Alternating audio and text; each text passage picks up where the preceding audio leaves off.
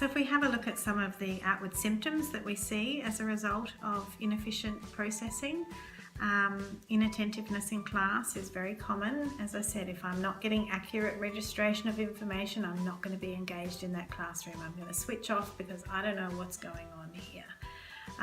Forgetful. If I'm not getting accurate registration of information, if I haven't got that information in accurately in that very first instance, then it's going to be very difficult for me to recall that information. Moody and grumpy, we all like to feel like we know what's going on. And if these kids are in a world that's confusing and unpredictable to them, it's only natural that they're going to feel a little bit grumpy about that. They often dislike loud places.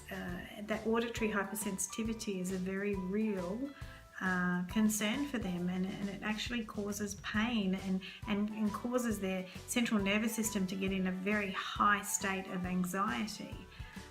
Spelling can be very challenging.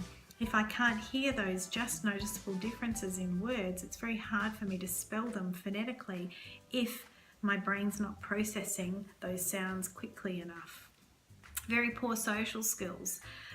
We need good auditory processing to communicate with others, so that we can understand what's happening, and we also need them so that we feel that we're being understood. And again, if you feel like you've not been understood, you feel very frustrated by that, and we see a lot of frustrated behaviours in kids that often lead to even poorer behavioural outcomes.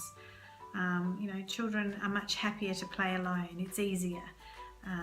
It's quite challenging for me to have a two-way conversation and process what you're saying. So it's easier for me just to be a loner, and so a lot of these kids have few or no friends.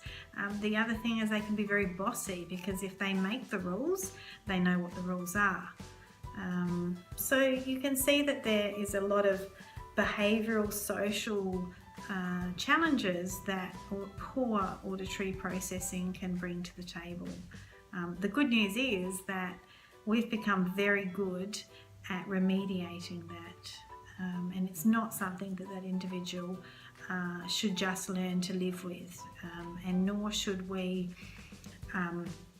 expect others to accommodate those deficits. It's more important that we focus on remediating that underlying cause, so that that child then can flourish in those noisy environments, or a classroom is a very good example of that. So we want to focus on actually fixing the underlying cause rather than focusing on what those outward symptoms are.